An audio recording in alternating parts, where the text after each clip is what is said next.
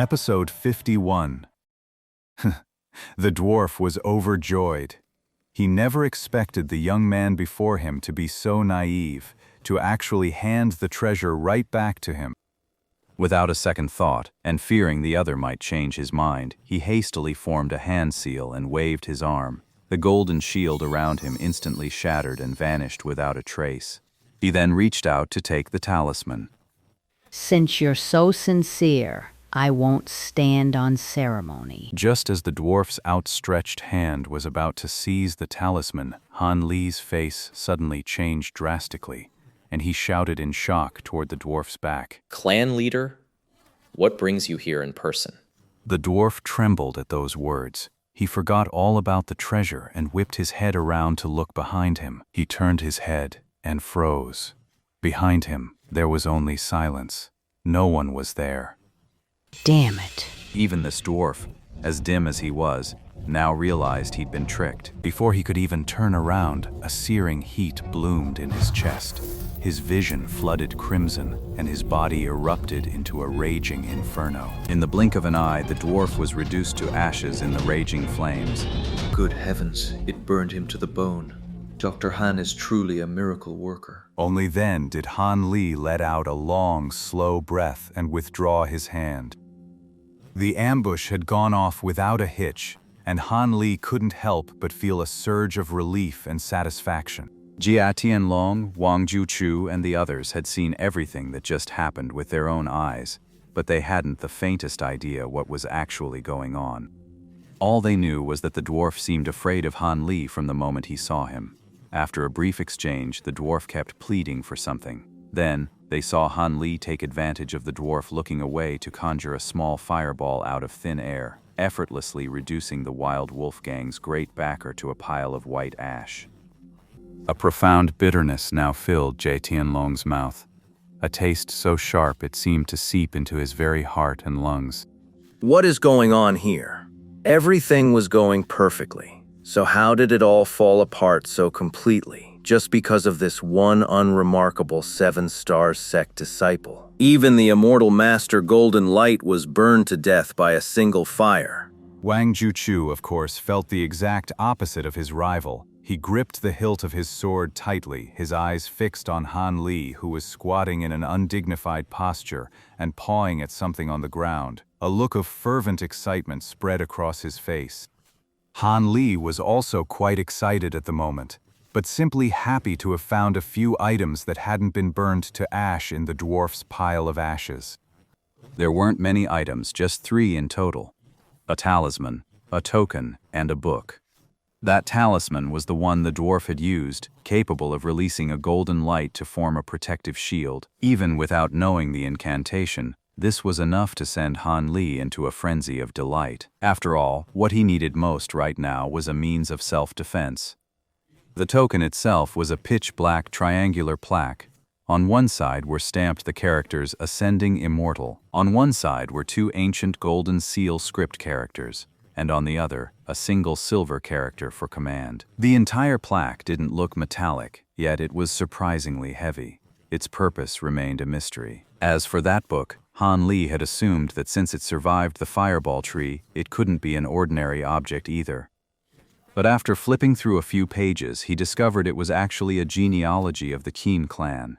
It was unclear what connection it had to the Golden Light Immortal, but the man had carried it on his person. This was a major letdown for Han Li. This dwarf claims to be from the Yi family, yet he carries a Qin clan genealogy. Could he be someone's bastard child from the Yi family? Although none of the 3 items he'd obtained could be used immediately, Han Li unceremoniously pocketed them all. Then he rose to his feet, brushed the dust from his robes, and turned a gaze toward Jia Tianlong and the rest of the wild wolf gang. Will you sever your own meridians, or shall I send you on your way? Han Li's tone was polite, but his words left the wild wolf gang no room for negotiation. Calm down, calm down. There's always a way to deal with him. Calm? Huh. I must look absolutely terrible right now. Jia Tianlong strained to turn his head, looking at the people around him. He saw that the others were also pale-faced, every one of them wearing an expression of sheer panic and terror, as if doom itself were upon them. They were utterly lost, with no fight left in them. Jie Tianlong's heart sank. He looked toward the Seven Mysteries sect again, only to see his arch-rival Wang Juchu staring back at him with a gaze as cold as death. The others, too, mostly wore expressions of vengeance finally served. Jie Tianlong's mind went blank. His gaze drifted, almost unconsciously, to the men outside the death arena, the ones who were supposed to be his loyal subordinates. Their expressions were a mixed bag. Some looked anxious, others indifferent, but a large group of them actually wore pleased looks, huddled together and whispering, clearly taking a grim satisfaction in his predicament. No, I can't die here, not like this. I will survive. I will see my ambitions through. Guards. Iron guards forward.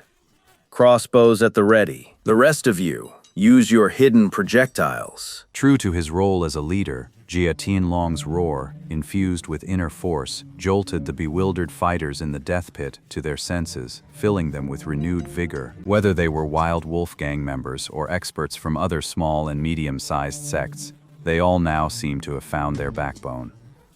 They began cracking their knuckles and adopted stances of all-out, desperate combat. Han Li frowned, disdainful, gave a soft snort, then with his hands clasped behind his back, began to slowly walk towards Jie Tianlong. Looks like I'll have to put in a bit more effort. Fire! The moment he saw his target step into the crossbow's effective range, Jie Tianlong licked his parched lips and gave the order without a moment's hesitation. Instantly, hundreds of cold blue steel crossbow bolts shot toward Han Li in a dense, deadly swarm. But then, something astonishing happened. As the bolts flew toward him, the young man across the way showed no fear. Instead, he flashed Jie Tianlong a bizarre smile. His form began to blur, and the steel-tipped bolts passed right through him without the slightest resistance, flying off into the distance. In that instant, his body seemed to become incorporeal, a ghostly wisp. Then, in broad daylight, he swayed a few times and vanished without a trace. Jie Tianlong's face was ashen. He was just about to order his men to be careful when Han Li suddenly materialized again, a mere dozen or so paces away. Before Jie Tianlong could even give the order, the Iron Guards unleashed another volley of crossbow bolts, a hail of other projectiles, throwing stars, sleeve arrows, and all manner of hidden weapons followed, all swarming toward Han Li. The result left the men staring at each other in disbelief. Their target had vanished into thin air once more, right before their eyes. Just as Jie Tianlong was gripped by terror, two piercing shrieks erupted from behind him. Not far away, the two Iron Guards standing side by side suddenly transformed into blazing human torches. The vanished young man was pulling his palms away from their bodies. The instant his hands pulled away, the two Iron Guards crumbled into ash. From the young man's palm, Jie Tianlong could vaguely see a flicker of red light in its center, though he had no idea what kind of strange art or secret technique this was. Han Li's magic power flowed steadily, replenishing the fireball that had shrunk from use back to its original size. Then his figure vanished once more, only to reappear at the far edge of the crowd, instantly turning another man into a pillar of flame. And so Han Li flickered in and out of the crowd, each reappearance claiming another victim. And wherever his hand made contact, that person would instantly burst into flames. In that brief moment, more than half of Jie Tianlong's men were wiped out. The survivors, gripped by fear, began scattering in a desperate attempt to flee. But against their ghost-like movements, all that dodging was in vain.